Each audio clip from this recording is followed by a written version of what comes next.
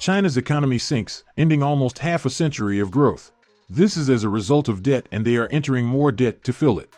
China has been experiencing a massive economic tumble due to lots of events that have unfolded in the past decades. Coupled with the lockdown, power outage, and the real estate crisis, it's going to take a lot to raise its economic status.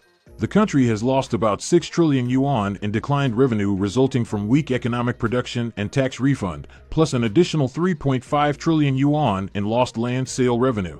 China estimated loans to lower and middle-income countries have tripled over the past years to $170 billion by the end of 2020.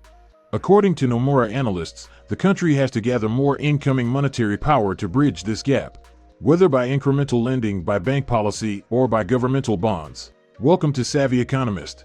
In this video, we will discuss the present economic status of China and how it affects even the global GDP.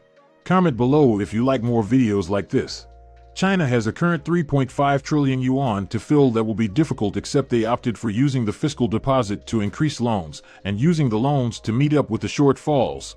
Although the Omicron outbreak had its toll on the economy, the economic outbreak has since been boiling underwater. Before the COVID outbreak, land sales, which is one of the country's largest revenue providers, has massively reduced following the slump of Beijing crackdown on real estate developers' high reliance on debt. Even if there's currently no details as to the specific amount that will be required, analysts have pointed out that there will certainly be more growing pressure requiring the need for more support through debt. Real estate prices have followed suit and plummeting as authorities seek to rein in unsustainable debt and market speculation. Hundreds of thousands of homebuyers are refusing to pay their mortgages for pre-sold properties as developers struggle to complete housing projects on time. China's property is already accounting for about 15 to 30% of China's GDP, gross domestic income, which is about twice the equivalent share of the United States. This smells like more trouble than China anticipates as the world's second largest economy. This present challenge in China is presumed to be partly as a result of the policy decision made by Beijing in August 2020 when he rolled out the Three Red Line policy. The policy aims at reducing the massive housing life that has been implemented for decades. The goal of the policy includes deflating the economy over reliance on property and tamping down on speculation that had put house prices out of reach for many middle-class Chinese.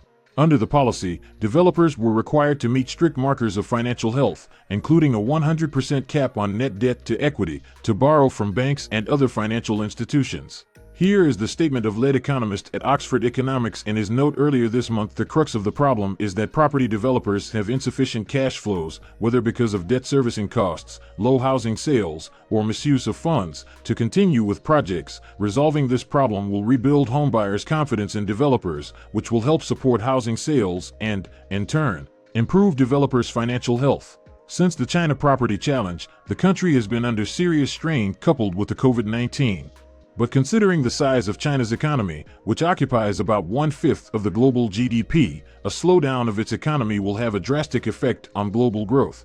According to World Economic Forum estimation, a 1% decrease of China's GDP is equal to 0.3% decrease in global GDP.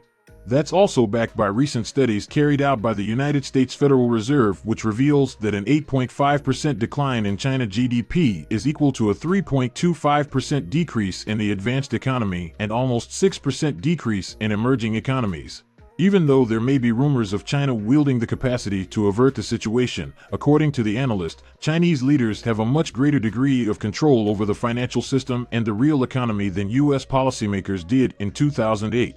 So they have the tools to stave off an acute crisis because they can simply order the banks to lend. They can work outside the legal bankruptcy system to keep everyone liquid, to avoid disorderly chains of default. It is quite unfortunate that China is still clearly going to suffer such economic stagnation from bad debt. And this is similar to what we have seen in Japan when they grind in a slow, horrid economic stagnation for many years, even in the absence of any financial distress or acute market panic. China has been making strategic moves to salvage the situation as they engage in stabilizing the real estate market and ensuring that the local governments take full responsibility to ensure that pre-sold homes are finished. Earlier this month, Chinese media outlet Caixin reported that Beijing was preparing to issue 200 billion yuan, $29.3 billion, in loans to complete unfinished housing projects. Beijing has also taken measures to rescue financial policies such as reducing interest rates and rolling out stimulus, which include a new announcement to issue 300 billion yuan in new credit through its state-run policy bank. In March, Beijing announced an increase in money transfer from central to local government.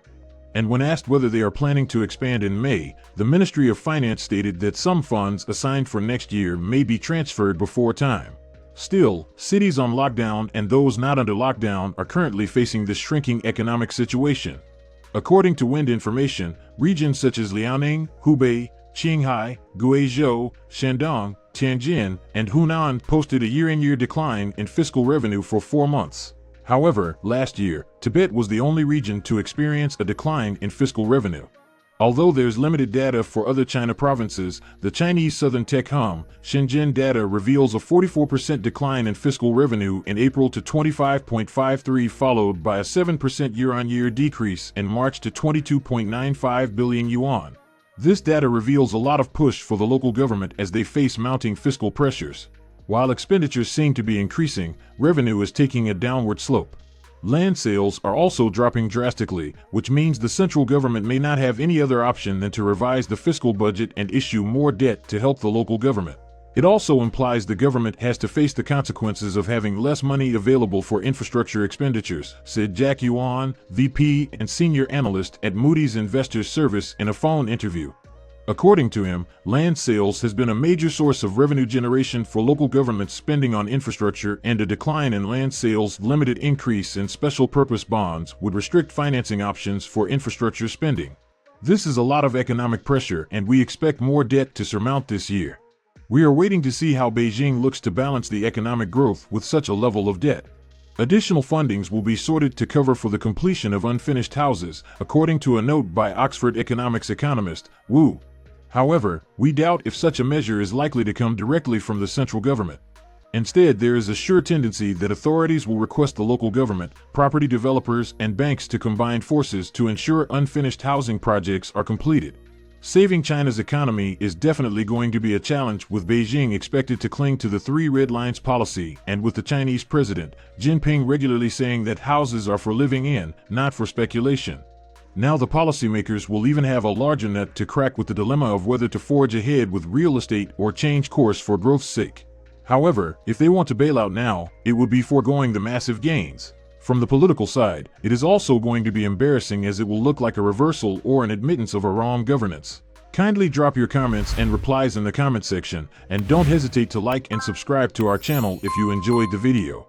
Thank you for watching.